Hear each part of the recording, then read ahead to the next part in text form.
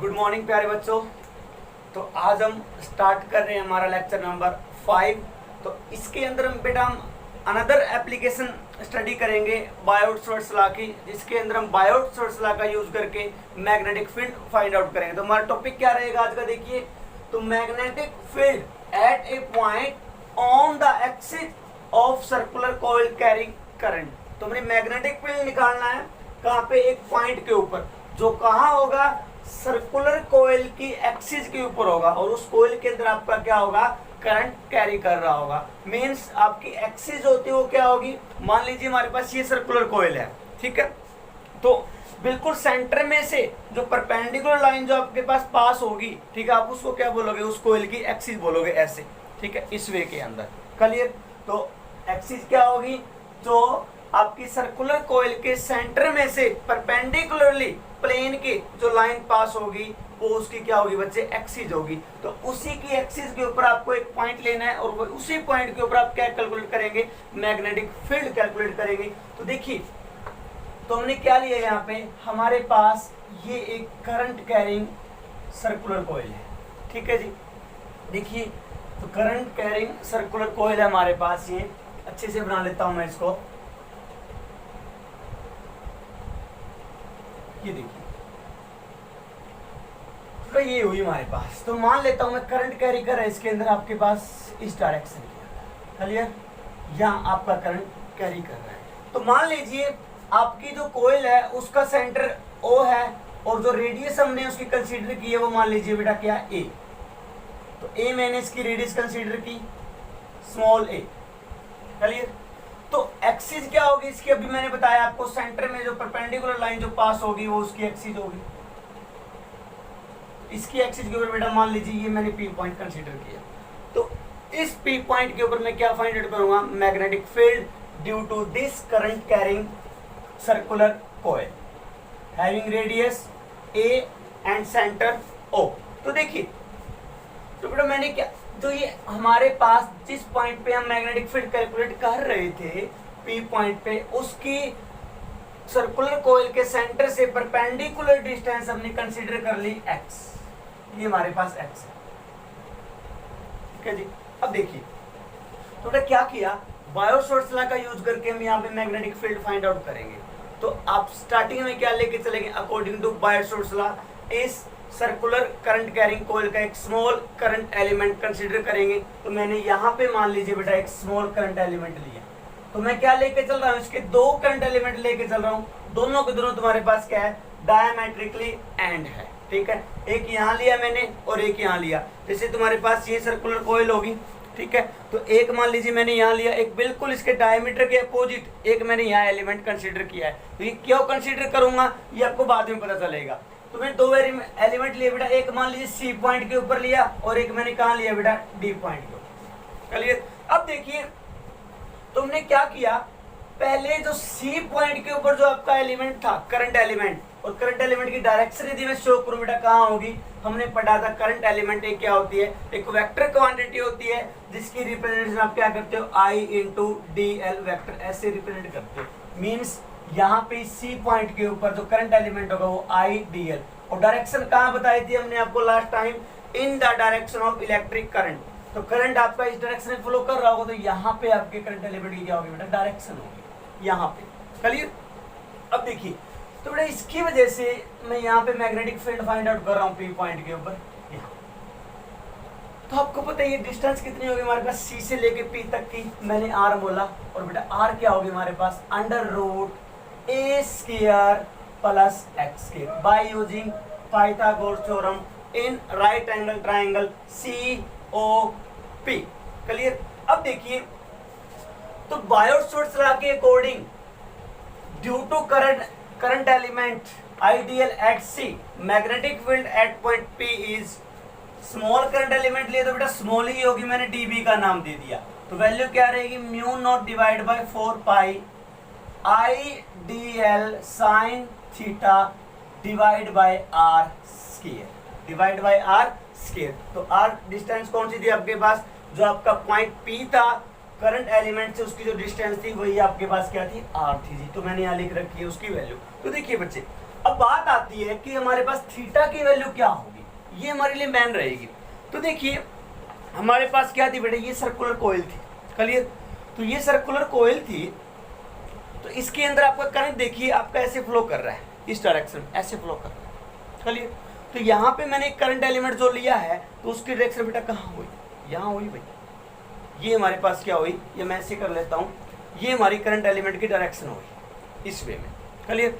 तो और जो मैंने जो ये आपका आर जो बनाया है, ठीक है, तो ये कहाँ होगा आपका, इधर कहीं होगा, यहाँ थोड़ा सेट करने में प्रॉब्लम आ रही है, यहाँ ये देखिए यहाँ कहीं होगा। अब इन दोनों के बीच एंगल की मैं बात करूँ बेटा, एंगल कितना नजर आ रहा है आपको, 90 डिग्री नजर आ रहा है।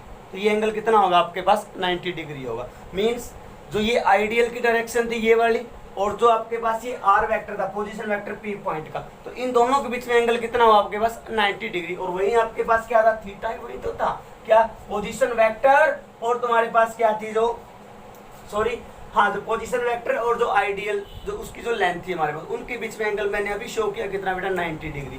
तो यहाँ पे थीटा की वैल्यू कितनी हुई, 90 डिग्री। तो मैंने पुट किया जी, तो क्या I, mu not divide by 4 pi I D L sine 90, theta 90 put करता हूँ बेटा, साइन 90 होता है 1, क्लियर है। तो 1 मैं राइट नहीं कर रहा, और आर की वैल्यू अंडर रूट ए स्केयर प्लस ए स्केयर, इसका स्केयर स्केयर करेंगे आपके पास, स्केयर से स्केयर रूट कैंसिल आउट हुआ, तो सीधा डायरेक्ट मैं क्या लिखता हूँ, ए स्केयर प्लस में एक्स स्केयर। ओके, अब बात आती है इसकी डायरेक्शन कहाँ होगी, ठीक है।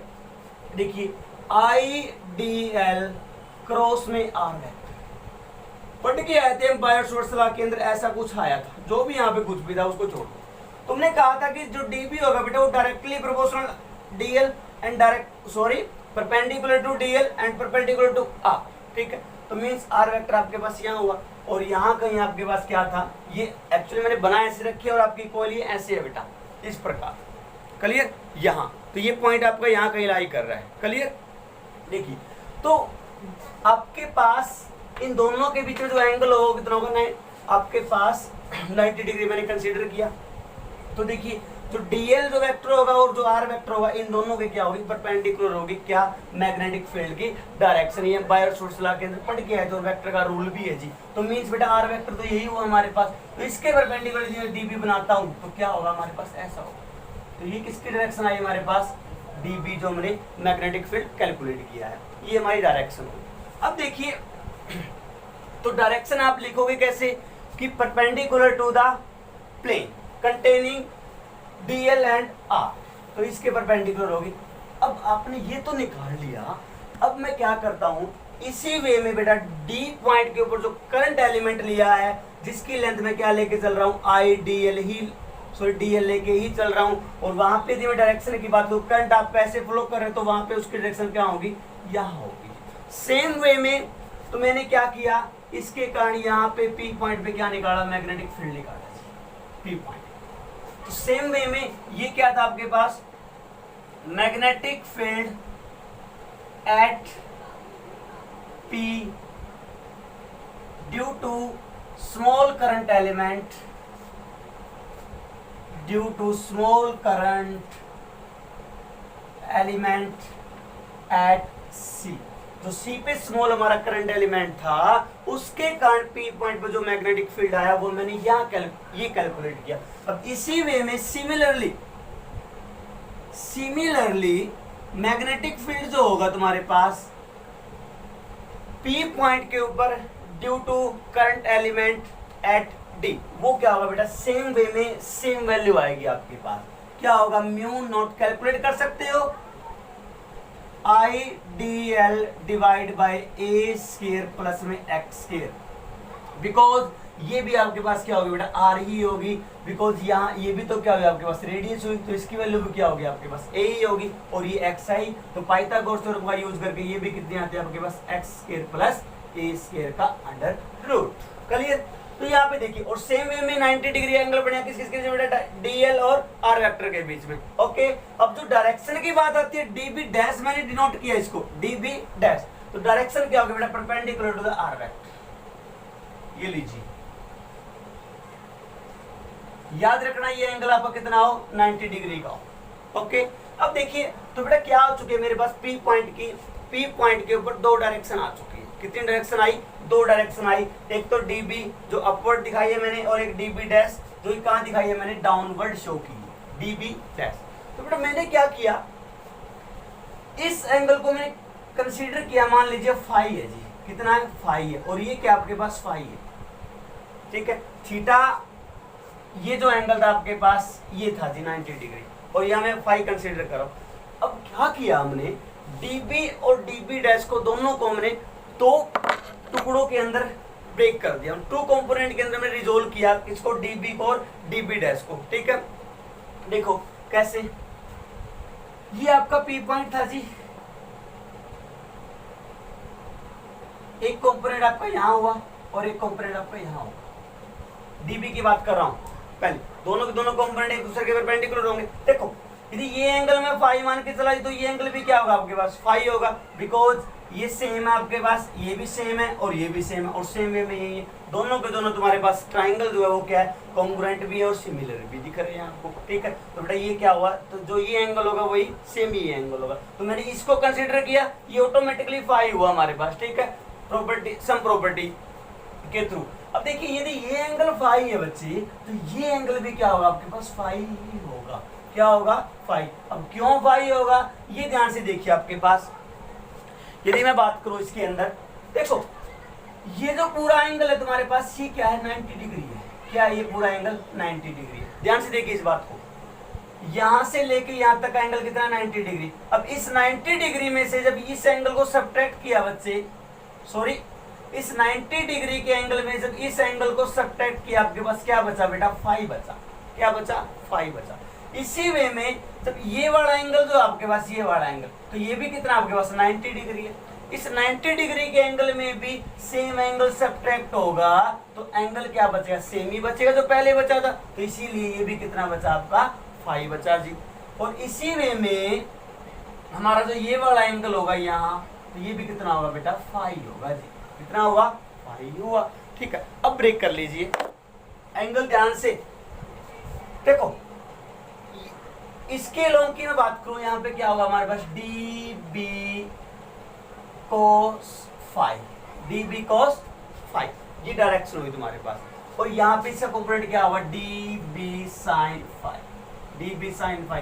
तो मीन्स मैंने डी बी को टू कंपोनेंट के अंदर रिजोल्व कर दिया, d B cos phi and d B sine phi.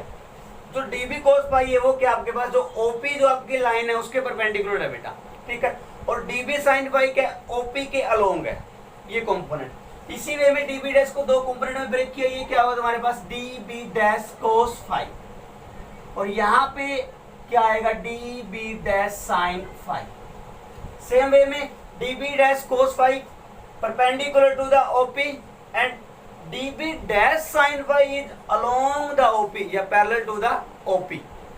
तो अब देखिए इन दोनों के दोनों इक्वेशन से हमें नजर आ रहा है कि dB का जो मैग्नीट्यूड है वो किसके इक्वल है बच्चे, dB डैश के मैग्नीट्यूड के इक्वल आ रहा है हमारे पास, okay, both values are same in magnitude.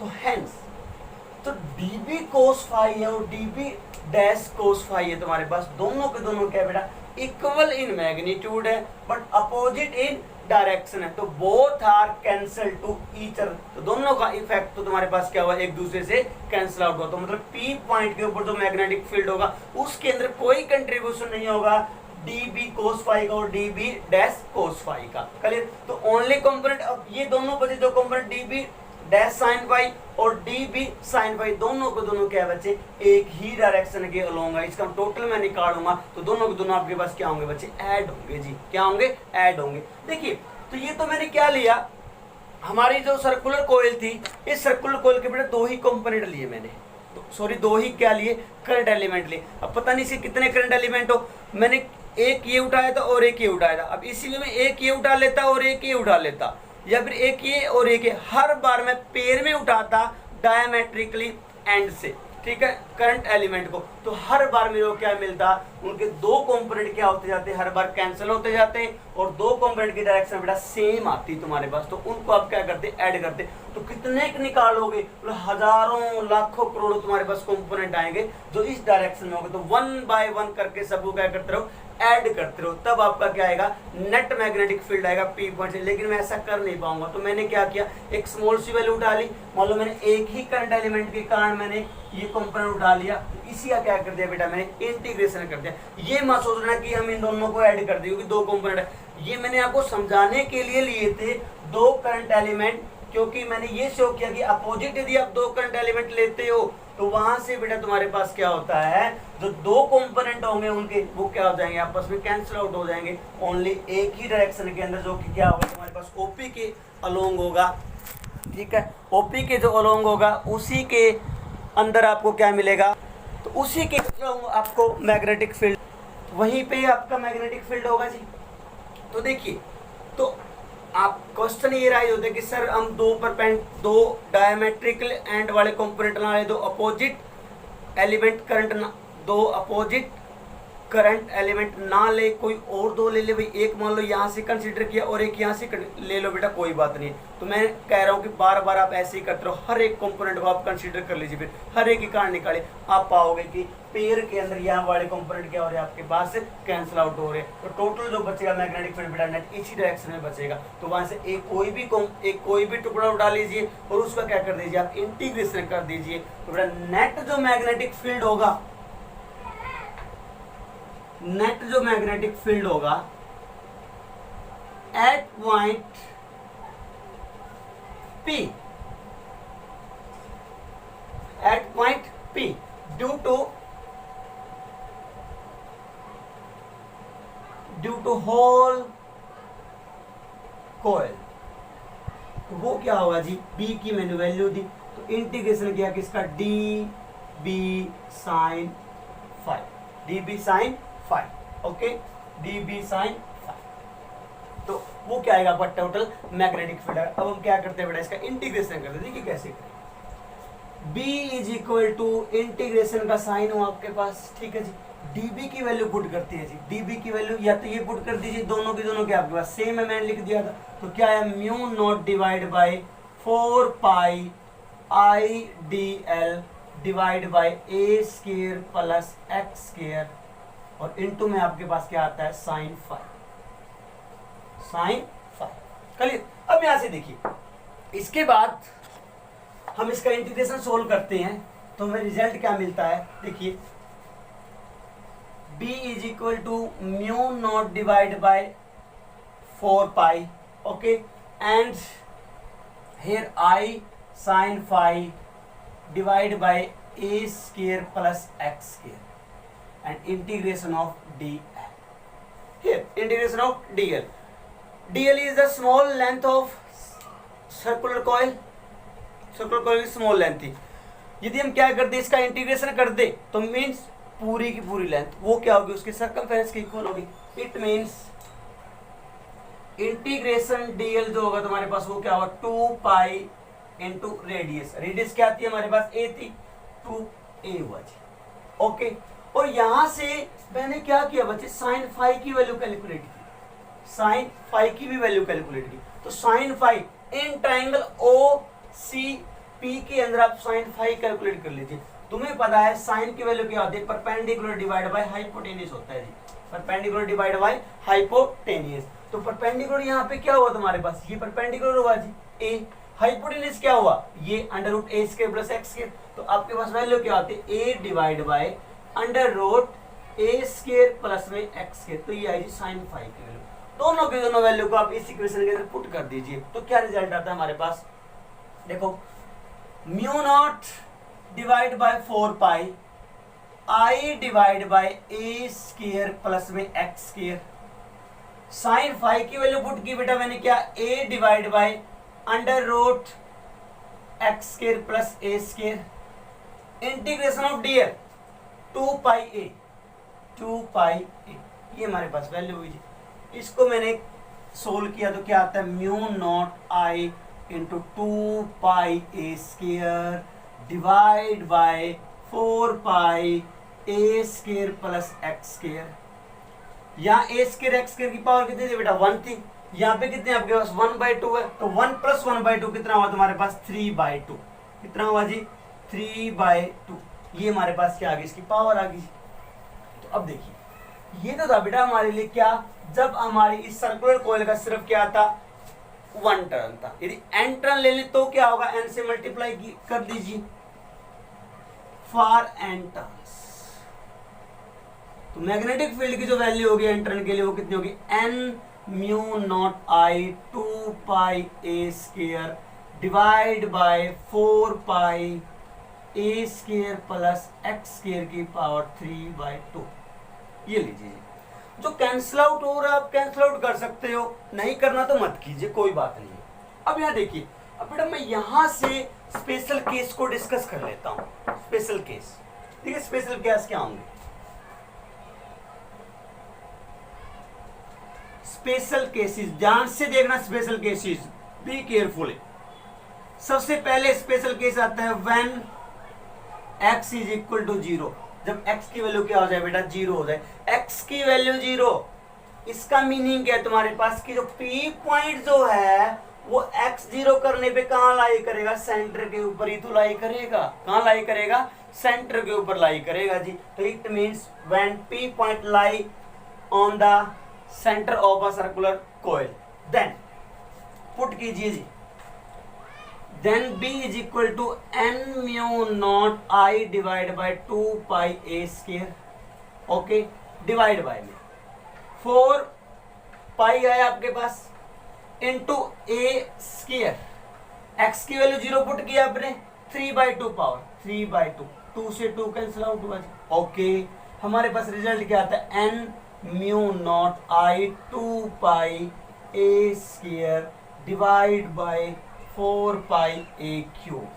बेटा 2 पावर से 2 पावर तो कैंसिल आउट हुई, पाई से पाई कैंसिल आउट हुआ और 2 2 जा 4 कैंसिल आउट हुआ। तो यहाँ पे हमारे पास b की वैल्यू क्या निकल के आती है, b is equal to n mu not I divide by 2a। अभी ये तो वही रिजल्ट आ रहा है जो हम लास्ट टाइम करके आए थे जी। तुम्हारा लास्ट लेक्चर था, वहां पे हमने जब क्या निकाला था, मैग्नेटिक फील्ड निकाला था, कोयल एक करंट कैरिंग सर्कुलर कोयल के सेंटर के ऊपर सेम रिजल्ट आ रहा है, नहीं आ रहा, तो सेम रिजल्ट दे रहे। वहां पे रेडियस r थी, यहाँ पे रेडियस क्या a है, बस दोनों रिजल्ट क्या एज इट इज है जी। अब अगला आपके पास स्पेशल केस क्या आता है बेटा, देखिए कि जब आपके पास क्या हो, x की value, second special case, when x very very large as compared to a, जब x की वैल्यू क्या हो जाए बेटा, बहुत ही ज्यादा हो जाए किससे, सर्कुलर कॉइल की रेडियस से, ठीक है, तब जो आपके पास क्या होगा, a बहुत ही स्मॉल माना मैंने x से, तो इसका मतलब a स्क्वायर की वैल्यू तो बहुत ही कम होगी फिर x स्क्वायर से भाई, ठीक है। स्क्वायर करोगे किसी भी स्मॉल क्वांटिटी का तो वो रिजल्ट क्या आएगा, उतना ही स्मॉल आएगा। 0.1 लेके चलिए, 0.1 का स्क्वायर लेके तो और भी स्मॉल आएगा, नहीं आएगा। तो इट मींस x स्क्वायर के कंपैरिजन में मैं a स्क्वायर को क्या कर सकता हूँ, नेगलेक्ट कर सकता हूँ। तो मैंने नेगलेक्ट किया, तुम्हारे पास रिजल्ट क्या आता है, देखिए b is equal to n mu not I into 2 pi a square. ये कैंसिल आउट नहीं हुआ, ये नेग्लिजिबल नहीं किया मैंने, क्योंकि यहाँ पे x स्क्वायर है ही नहीं, तो मैंने x स्क्वायर कंपैरिजन में इसको नेग्लिजिबल किया, मतलब यहाँ से मैं इसको रिमूव करूंगा। तो क्या आया, डिवाइड बाय में 4 पाई इंटू में बेटा क्या आता है, x की पावर 2 इंटू 3/2, तो 2 से क्या हुआ आपके पास, 2 कैंसिल आउट हुआ जी। तो क्या बचता है, n mu not I 2 pi a square divide by 4 pi x cube. ये हमारे पास क्या आता है बच्चे, इसका रिजल्ट आता है। अब यहां से मैं क्या करूं, तुम्हारे पास थोड़ा सा और आगे इसको प्रोसीड करूं, तब आपके पास क्या होगा, देखिए पाई इंटू में a स्क्वायर, तुम्हारे पास क्या होगा, इस सर्कुलर कॉइल का क्या होगा बेटा, एरिया होगा। तो मैं इसको a की वैल्यू लिख सकता हूं, क्या लिख सकता हूं, आप यहीं तक करेंगे, नोट्स में भी आपको यहीं तक ही मिलेगा, क्लियर है। आगे वैसे समझ लीजिए आप, लेकिन हमारा ये कंसेप्ट होगा जो आगे आएगा। तो पाई इंटू ए स्क्वायर हमारे पास क्या हुआ, एरिया हुआ किसका, सर्कुलर कॉइल का, तो n mu not I into में क्या हुआ, 2a को मैंने एरिया बोला, 4 pi x cube, means pi a square is equal to area of circle, area of cross section of circular coil. अब देखिए बेटा I इंटू जो तुम्हारे पास a होता है, I जिस सर्कुलर लूप के अंदर आपके पास करंट फ्लो कर रहा हो वो करंट, मल्टीप्लाई में उसका एरिया ऑफ क्रॉस सेक्शन तुम्हारे पास क्या होगा, उसका मैग्नेटिक डाइपोल मोमेंट कहलाता है। क्या कहलाता है? Magnetic dipole moment. हमारे आगे आएगा, डिनोट करते हैं उसको किससे? एम से। तो आई इंटू इसकी जगह मैं क्या लिखता हूँ? एम लिख सकता हूँ, n mu not two M divide by 4 pi x की क्यूब। तुम्हारे पास ये क्या होगा? आपका सेकंड स्पेशल केस होगा। क्लियर? अब थर्ड स्पेशल केस पे आता हूँ बच्चे मैं। थर्ड स्पेशल केस में जब आपका बेटा क्या हो, x की वैल्यू क्या हो जाए? इक्वल हो जाए किसके? a के। इसका मतलब क्या होगा? आपका P पॉइंट उतनी ही डिस्टेंस के ऊपर है जितनी आपकी क्या सर्कुलर कॉइल की रेडियस है दी। तो उस टाइम बेटा क्या कर दीजिए, जो हमारी वैल्यू थी जी b is equal to mu not n I 2 pi a square divide by में 4 पाई एक्स स्क्वायर प्लस में यहाँ सॉरी एक्स की जगह क्या माना हमने? ए माना जी, और इंटू में क्या था? ए स्क्वायर ऑलरेडी था। इसका क्या था? 3/2 था जी। इसको सोल्व करके खुद लिखिए जी अब आगे। ठीक है जी, इसको सोल्व कर दीजिए, वो क्या होगा आपका? Second sorry third special case हो जाएगा। तो ये था बेटा हमारे लिए। और ये क्या है? हमारा टॉपिक है एग्जाम पॉइंट ऑफ व्यू से वेरी वेरी इंपॉर्टेंट टॉपिक है। इसके बेस पे न्यूमेरिकल भी पूछ सकता है एग्जाम के अंदर, और 5 से लेके 3 मार्क्स से लेके 5 मार्क्स तक थ्योरेटिकल क्वेश्चन भी बनता है इस टॉपिक के ऊपर। तो बी केयरफुली, यदि किसी भी पॉइंट के ऊपर यदि आपको क्या आती है, प्रॉब्लम आती है, तो आप मेरे से कांटेक्ट करेंगे जी। ठीक है, और मेरे से अपनी प्रॉब्लम सोल्व करवा लेंगे। तो ये बी केयरफुली, हर एक लाइन को आपने क्या करना है बेटा, यहाँ पे अच्छे से समझना है। ठीक है, अच्छे से कीजिए, बहुत ही इंपॉर्टेंट टॉपिक है। तो आज के लिए इतना ही, मिलते हैं बेटा नेक्स्ट टाइम। Thank you.